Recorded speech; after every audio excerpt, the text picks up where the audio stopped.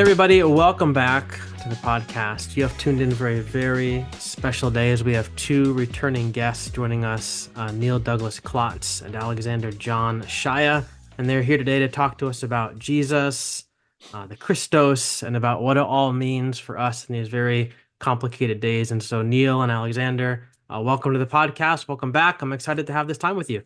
Thanks, Glenn. Yeah, very excited to be here. Absolutely. So I'm going to say up front for our listeners, I'm going to do very little talking today. I basically want to set things up and then let kind of both of you loose to share some things regarding your work and interact around each other's work for a little bit. But to kind of set things up for our listeners, Neil and Alexander both have courses with the Shift Network that I'm really excited to hear them talk about because I feel like these two courses complement each other in a lot of different ways. I think they can both help us better engage this mysterious Jesus fellow that so many of us are captivated by. Neil's course, which came out, I believe, in the spring, and the recordings can be purchased online. I'll put the link to that in the show notes. But the course is called The Way of Aramaic Jesus. Embody Yeshua's truth through chants and meditations in his native language for modern spiritual living. And Alexander's course, which I'll put that link in the show notes as well. That's coming out in November. You can sign up to attend it live and then get the recordings afterwards. But that course is called Walk the Mystical Christos Path, draw on a new translation of the Gospel of John to revitalize your spirit and awaken your courage. And so, Neil and Alexander, my hope is today to give you both each some time to share a little bit about your individual courses, the work that surrounds them. And then after you've each shared, I'd love to hear you both interact a little bit about how the work surrounding your individual course complements the other, how they maybe work together, and how they can help our listeners deepen their walk with the divine. And so, Neil, all that said, if you wouldn't mind, I'm going to pass the virtual mic over to you to share a little bit about your course and your work, and then I'll enter back in and we'll segue over to Alexander. Thanks, Glenn. Thanks for having us both on. I think, really to start from the end first, both of our work is really about revisioning what Jesus was about and what you could say the Christian path can be, or the Jesus path, depending on how you put it, or the Christ path. People have put it different ways. My work has been mainly about looking at Jesus's words and teachings, and also his transmission through his native language, Aramaic. So sort of bypassing all of the scholarly debate to some degree, although I've been involved in it for 40 plus years, but bypassing that debate, I like to cut to the chase and say when or if Jesus said anything, he said it in Aramaic. So the when or the if is basically what people are producing PhDs and scholarly papers are about as we speak. It's you could say it's not only a large theological enterprise, but it's a large academic enterprise. How did the words get from Jesus's mouth to the printed page and all of that stuff?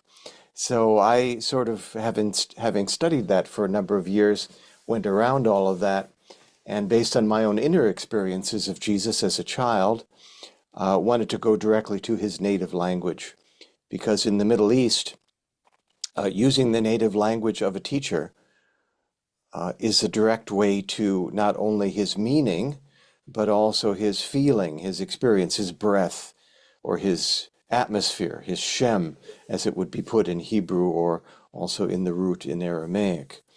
So, and I was primarily interested in that experience, that spiritual experience of Jesus. So what we find, or what I've found over the past 40 plus years, is that when we look at Jesus through his native language, what he's teaching becomes very clear. But it also becomes very different from what we've heard from either academic historical Jesus scholars or from most, but not all, Christian theologians. And a lot of the difficult passages resolve themselves, for one thing. I can mention a few of them.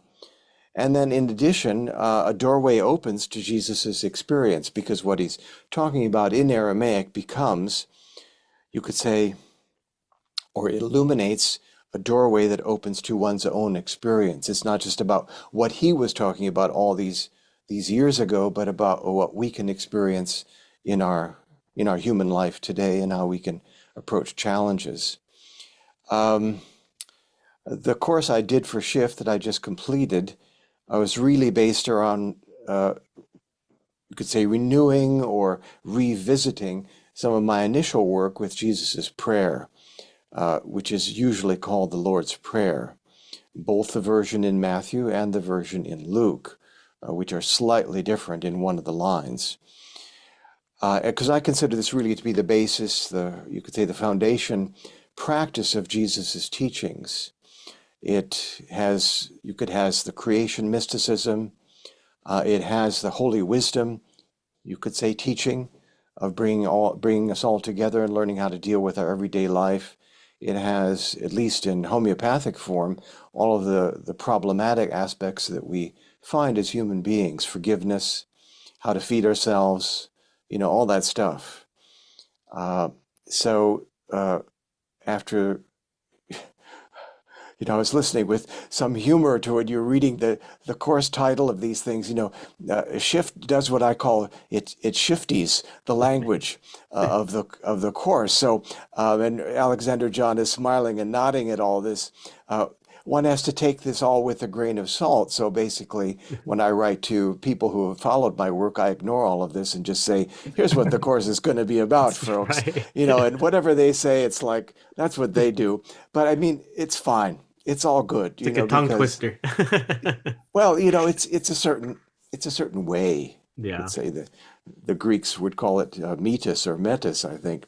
But yeah, it was a very successful course. I'm doing another one starting early next year on the Beatitudes in both Matthew and in Luke, which are quite different from one another, but they also work together. Hmm. So the Beatitudes are the so-called blessed are sayings, and some of the ones in Luke are more warnings than they are blessings. Warnings about, you could say, what we would today call inflation, spiritual inflation, thinking we have all the answers, all that good stuff. And a lot of the ones in Matthew are about unlayering or clearing, as it would now be called, psychically clearing, psychologically clearing different layers of the self, the nafsha, as Jesus calls it, the personal self, so that we can uncover the ruha, which is the eternal soul/self. Hmm. And the translation of these two Aramaic words, nafsha and ruha, are, I would say, cause a lot of problems. The mistranslation, the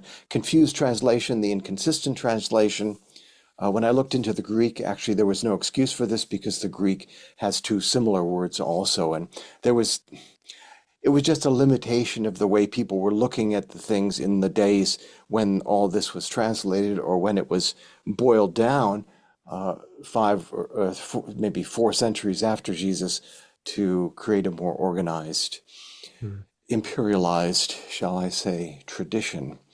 So, so that's sort of where my work has been. A couple of years ago, I revisited all of the work that I had done since the very beginning, which was in the early 1980s, and put as much as possible in the book called Revelations of the Aramaic Jesus, which is, I think, a better version of the prayer and the Beatitudes, and also some of the Gospel of John, especially the so-called I am statements, than what I had done earlier in a lot of my work. So, Hmm. so that book is available, and I'll just say that most of the people that have come to my work, like a lot of the people who listen to your podcast, Glenn, and probably a lot of people come to your work, Alexander John, they have felt, shall I say, mishandled by institutional Christianity. I'll put that lightly.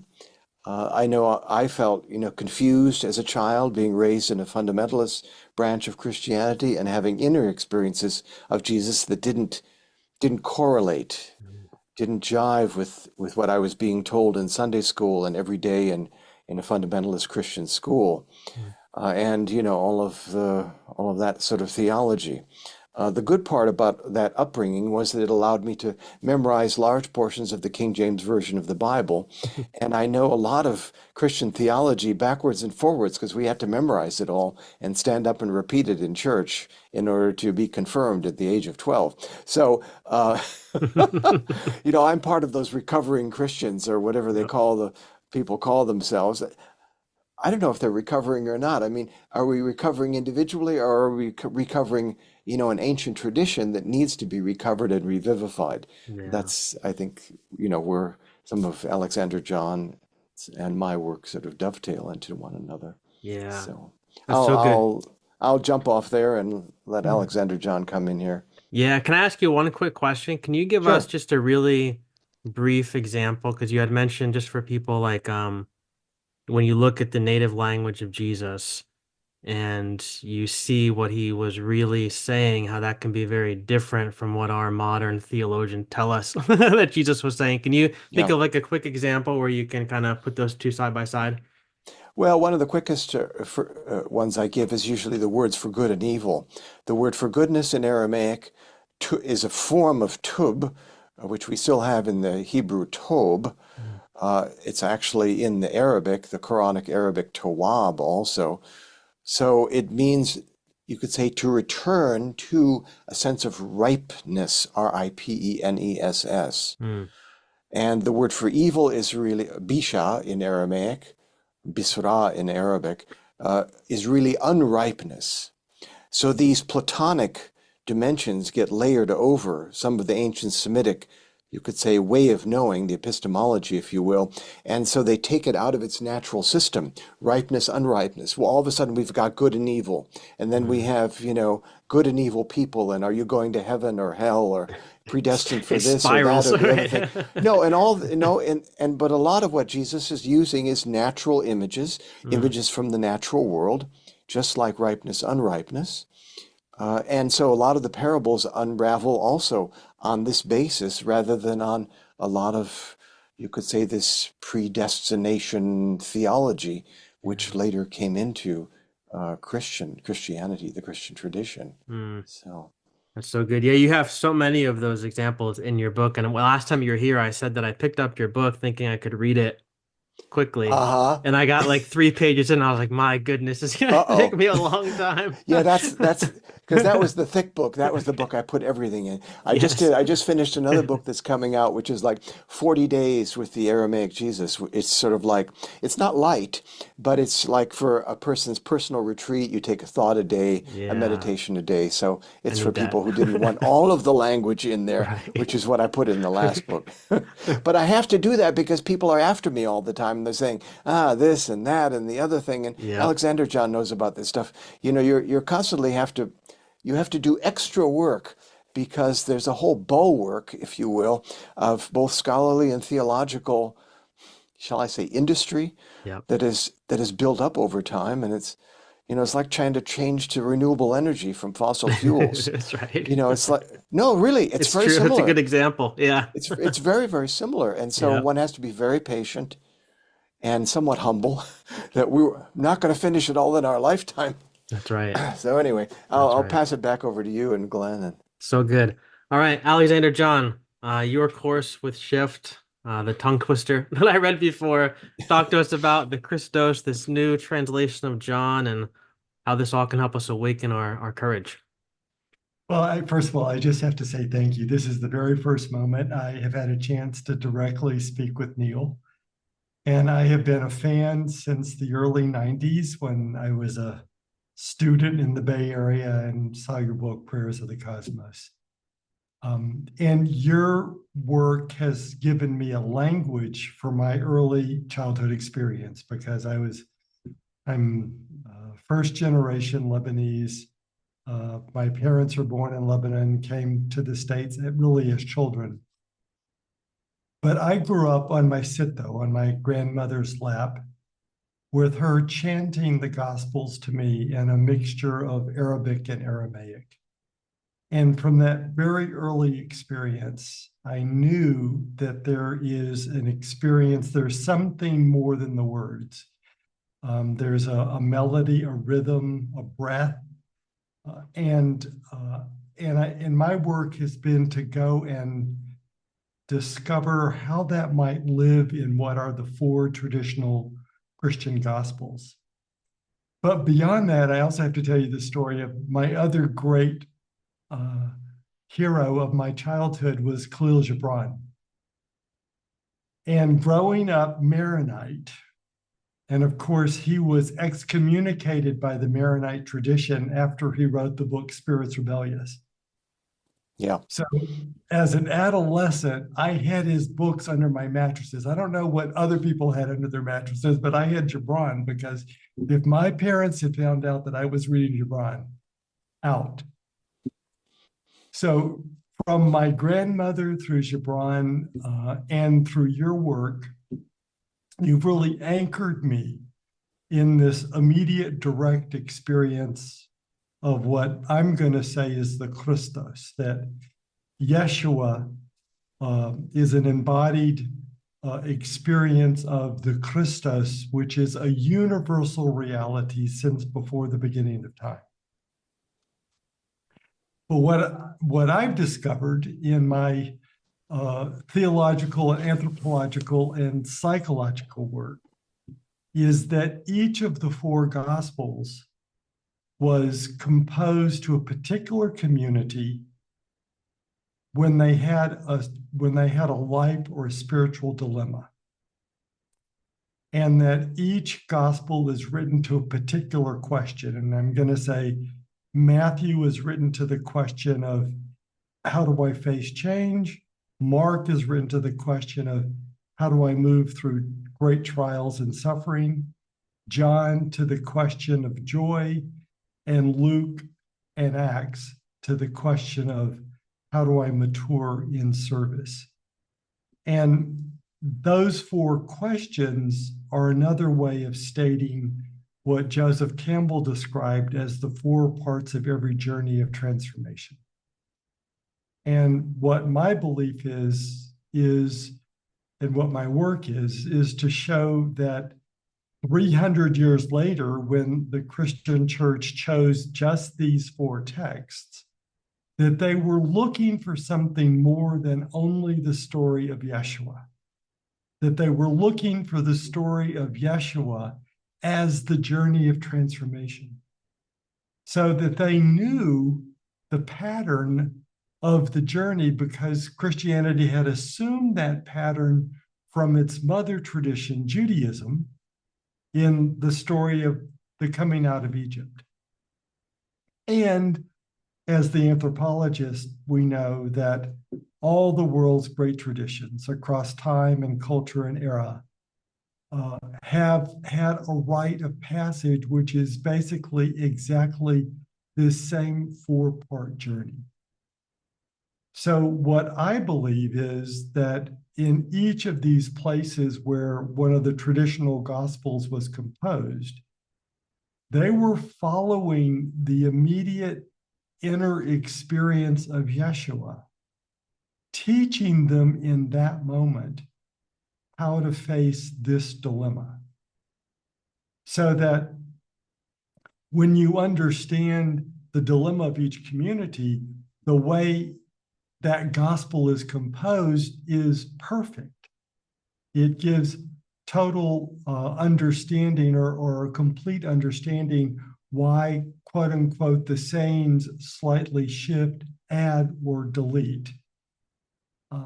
For instance, the community of Mark, composed in Rome in the mid-60s, they'd been condemned to execution under Nero for setting the great city on fire.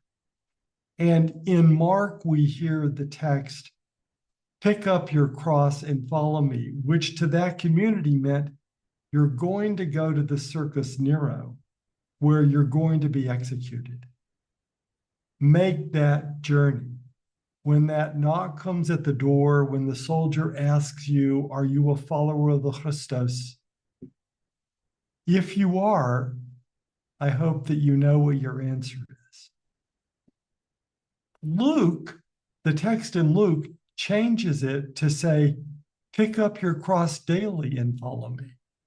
That community is facing the question of an ongoing persecution late in the first century, where now Christians are being outcast or illegals because we want to raise the status of women, because we believe that slaves are humans with souls, because we believe that those who have more have an obligation to share with less.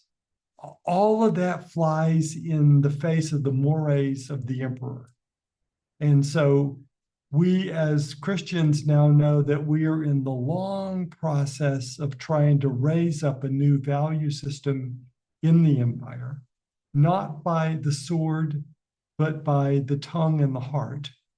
And so we've got to face daily persecution or oppression, realizing that over a long time, we will have so touched people's hearts that we will have raised up a new value system in the empire. So, looking at how each gospel text is a dilemma, is answering a dilemma. So, the course I'm going to teach is about the community in Ephesus. Ephesus is calling itself the New Jerusalem. I say the New Jerusalem because it is ideally thinking of itself as the place where all the peoples of the world can gather. The historical Jerusalem is the place where the 12 tribes of Israel will gather. The New Jerusalem is the place where, in the metaphor, the 144 tribes of the world will gather. They have heard this message of the Christos of all time and all peoples that asks us not just to think of ourselves as brother and sister to each other, but actually to try to practice that. So that this nascent, neophyte, early Christian community in Ephesus is wanting to have an open door and a table and the one word welcome. So in a small way, in the 40s of the first century, when it hears this teaching and receives the practice, the breathing practice of the Christos, it's almost like the beatific vision, this vision of all people, all the cosmos as one. 50 years later, when the Gospel of John is composed, that beatific vision is somewhat in tatters. All the old privileges, all the old in-groups and out-groups, all the first citizens and the second citizens are at each other's throats. And there is the sense that the vision was an illusion, not a deep truth. And this gospel is composed as a series of meditations to bring people back to what I'm going to say is in the prologue, the one breath. And it both gives us the vision and the experience of the one breath, and then the particular meditations help us move through the stumbling blocks that we have interiorly to enact that. As I say, when it comes to the vision of oneness, you're either moving toward it or you're moving away from it. There is no stasis with oneness. And so the other part of this is, for so long in Christianity, we believe that the person who wrote the Gospel of John, and I often say that person may well have been Joan, because the gospel is totally maternal and feminine. But the belief was that the author of the book of Revelation was the same person. Scholars no longer believe that they are the same person. They believe that they're two different people. But what, for me, they're connected is the book of Revelation is the deep work of the Gospel of John. That when you do not enact and move into deeper oneness, what you do is you create the conflicts, actually the graphic, what we might even say the graphic warfare that we see in Revelation. Revelation is the huge caution to the book of the Gospel of John. And so the two, as an inner reality, work together to support us when we meet others who are not like us. And in our old selves of tribalism, we put up the wall when these two books show us how to reach across the wall and invite all to sit at the table together. Wow. Man, it is so good to have you both here at the same time because I feel like this is mind blowing. But Alexander, the thing that for you for your work that's impacted me so much, I've said this I think every single time you come on the show, is that as someone who grew up in the fundamentalist setting, I was taught that these four gospels are just biographies of Jesus. And everybody put their own little twist on things because they have their own individuality, but these are historical books of Jesus and what he did and what he said. And I remember one time in seminary, somebody brought in this book that was like the four gospels mashed together. And I know that just mashed Alexander John's heart when I said that, but it was, it was take all these four gospels and mash them together. Like this is the story of Jesus. And I remember we were all so captivated by this book. And that's just the mindset that I had for the longest time. And then your work kind of came in and showed me that like these gospels were not Matthew, Mark, Luke, and John following Jesus around with a camcorder, marking his every move and putting their own twist on it.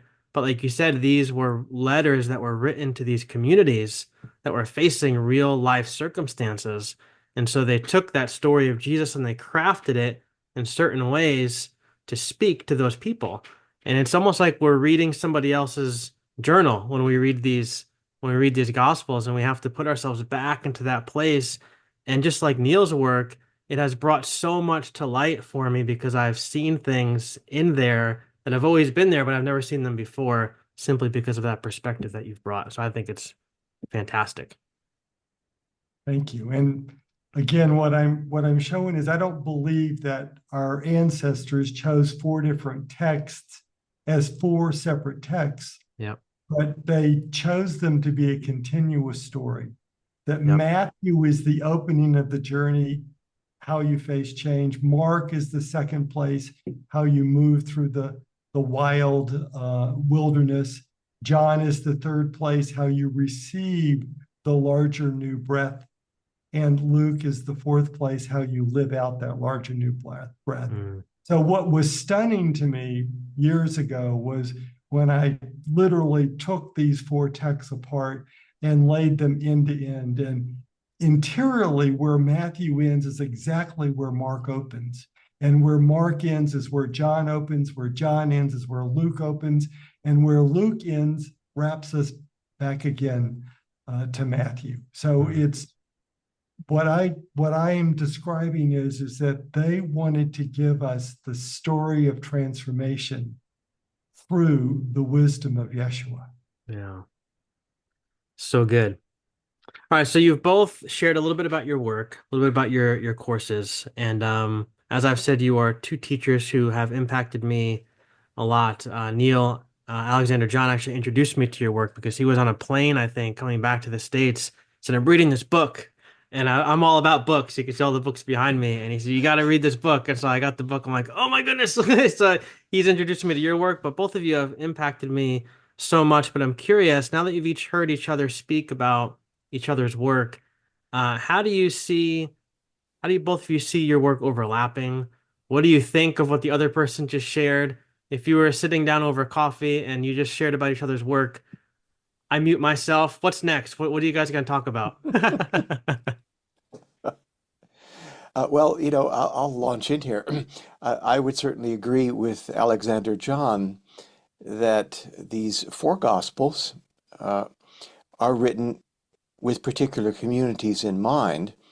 As I often say, I mean, people want to mash them together, as you mentioned, Glenn, but that wasn't the point. The point was to present a diversity, and also on a very common sense basis, that different groups remember different things.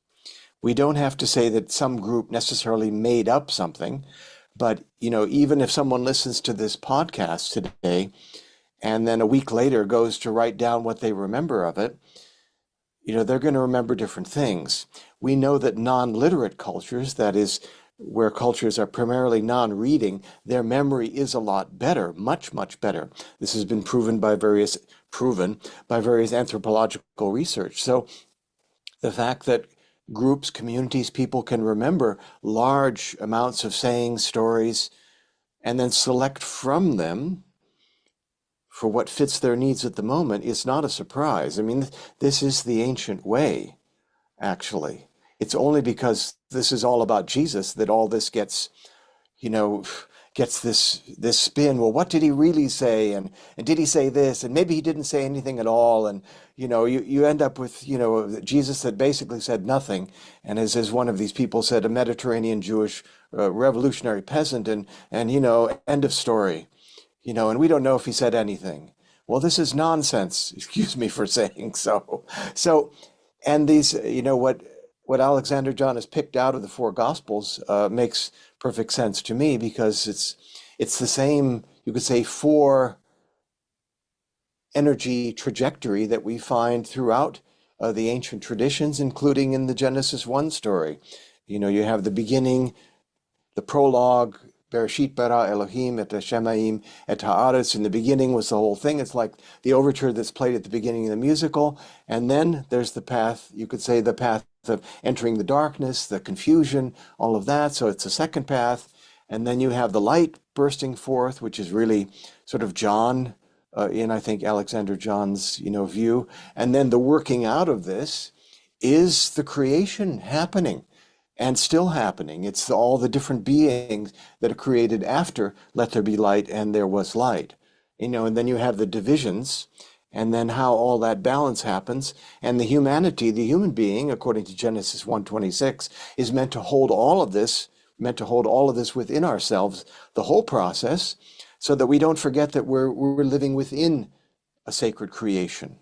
We're not supposed to dominate and subdue it, which is a very terrible mistranslation of the Hebrew in Genesis. It's awful, actually. This whole dominate and subdue the earth thing has a lot of colonialism and racism, to live down, frankly. But the Hebrew in Genesis doesn't say this. It says, learn to master, learn to, you could say, manage your own humanity, your own individuality, and then realize that you're going to be ruling, if you're ruling, within all of the sacred creation that was appearing before you. So, all this was still there in the first centuries of the Common Era. So, I mean, why wouldn't people be using this modality? And I would say, also some of this is in the other Gospels that eventually get left out, like the Gospel of Thomas and Gospel of Philip, Gospel of Mary Magdalene. These are also addressing particular questions, particular needs, in those communities who remembered particular things about this person who we call Yeshua or Jesus. So I think it's fabulous what you're doing, Alexander John. Are you throwing it to me, Glenn? Because it's all you, my friend. Neil, I could sit and listen to you forever.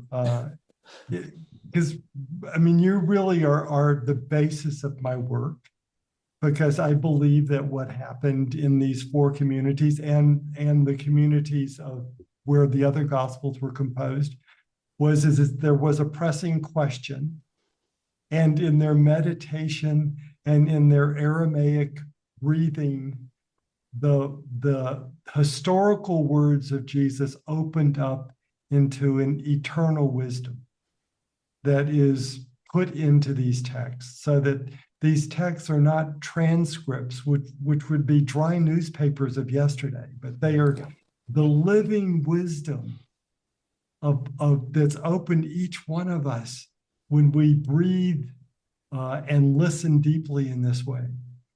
So to me, although I wish that other texts had been taken into the canon, for me, I understand why it was these four, and I understand why they put it into this sequence, because it's the same sequence that they had begun to describe at the end of the first century when they lined out the order of Sunday worship, and then in the second century when they developed the four stages for baptism.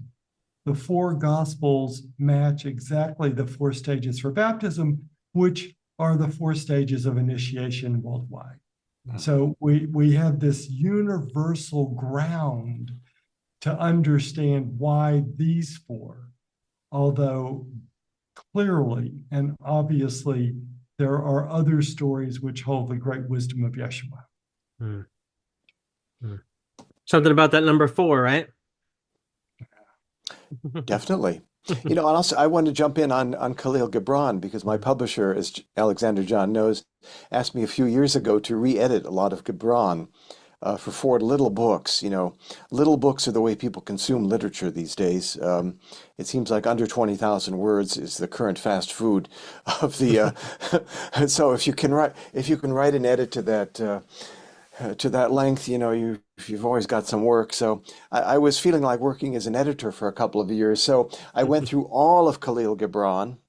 I looked at him from an Aramaic viewpoint because I said yes immediately because I knew that Gibran was an Aramaic Christian. He was a Maronite, you know, and I knew that, you know, a lot of what was published of Gibran um, was actually hidden. So, you know, for my money, The Prophet is not Gibran's best work. His Jesus book is actually his best book. And you can still find this. It's called Jesus, Son of Man. If you excuse the title, they'd never change the title, but whatever. It's a wonderful, wonderful book. It's the story of Jesus told from various people who knew him. Now, it's fiction, supposedly. But, you know, if there was ever direct transmission of Jesus in an Aramaic spiritual sense, this is done in Gibran's Jesus book. Some of this is the deepest, you could say, Christian mystical literature you will ever read. And you will be captivated by this book. I see John nodding, so he must know it. It was under my mattress. Uh-huh. Well, that would have been particularly heretical, the Jesus book. Absolutely. But I mean, Spirits Rebellious, yeah, amongst others. So, yeah, no, Gibran is. I have your book, your little book on the wisdom of Gibran, Yeah. because it's on Kindle. I don't think the other three are on Kindle. And They may be, but they're a little hard to find. The one I liked the best was the one on secrets because I put the most edgy part of Gibran in it. And Gibran has a lot of social action, social activism in him, which people don't know about. He was, well, speaking of what's going on in the Middle East today, he considered himself okay, today it's called Lebanon, but in Gibran's time it was a Syrian, so to speak, ethnicity. And a lot of people get after me for this. The Syrians in those times didn't actually consider themselves Arabs in the Saudi Arabian sense. It was its own culture in the same way that Egypt is his own culture. Yes. Syrian culture was its own culture. And Gibran talks a lot about that. And he was amongst many people who were very disappointed that the Allies after the First World War carved up the Middle East for themselves, you know, and ignored the wishes of the people who were living there, who had been promised that they would have control over their destiny and control over their own lives. And we're still living with the fallout of this today. You know, 100 years later, 100 plus years later, it's still the fallout of the Pincott Agreement after the First World War. I hate to get political on all this, but it's a long, long history of what's unfolding in the Middle East today. In my earliest days, we called ourselves Syrian, and then quickly it became Lebanese. But yes. Yeah, sure. Absolutely. Well, prayers go out to your home country, your homeland, you know. Absolutely. I have family there up in the mountains. Yeah. Good. Glad they're in the mountains. Very near Gibran's village. So I've always sort of hoped that Gibran was a cousin. Maybe. Never know. All right, last question for you to wrap it up. For our listeners, I'm going to put all the links in the show notes to these books, to these courses. But for both of you, if people were to go and sign up for your course, what would be your hope for that person to take away? So think of the person, like a lot of people who listen to the show, I know they have families. Some of them are working 9 to 5 jobs. A lot of people work in the retail world. They're raising kids. They're trying to pay the mortgage. When you think about your work, Alexander John, and your work, Neil, what do you hope that people will take away from these courses and bring back to their families, to their workplaces, to their lives?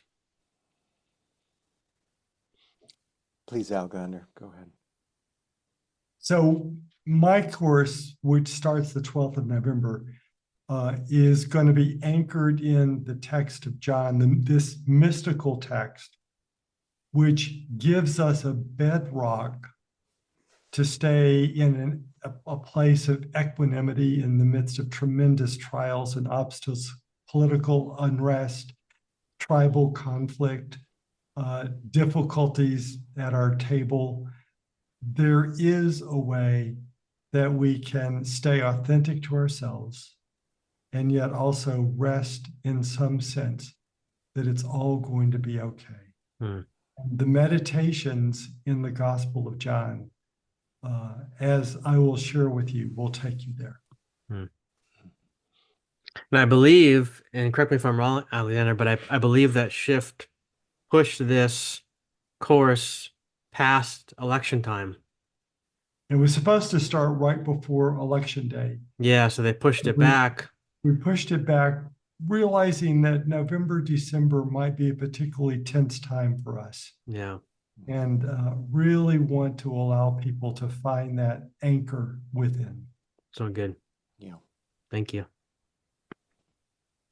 You, my friend.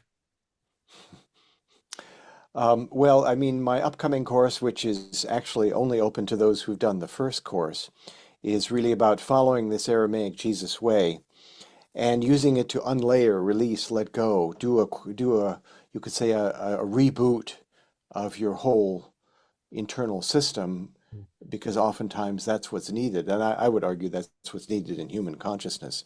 And the Beatitudes in Matthew and Luke are really all about that. They're about being in this ripeness that I mentioned, this present moment, which is the word that was translated as blessed. It's a form of this word for ripeness, as I mentioned earlier.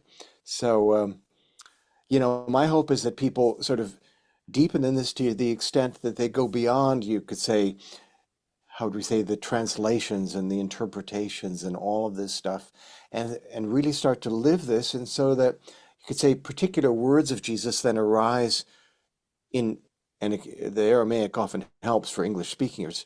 Particular words arise when they need them. Particular sayings arise from their hearts as they need them, and then one is going beyond the bullet points and the and the PowerPoint presentations and all this sort of stuff that everybody's so enchanted with these days. And you're actually just you're immersed in this ocean of wisdom from which Yeshua comes, and all of really the biblical prophets come. Mm, mm. One of the things, that when last time I talked to you and I went back and I read through some more of the book, one of the things that I took away was there's so much meaning packed into some single words, right, that are in the Aramaic. There's so much meaning just jammed into these words. But then I thought back to my pastoring days and how many sermons that I had preached where a main point of the sermon was from one word in the text. And then I thought to myself, how many sermons did I preach where it was the wrong meaning? Because I was going Well, off of the whatever was in my English, whether it was my New American Standard Version or my yeah, NIV sure. version, whatever.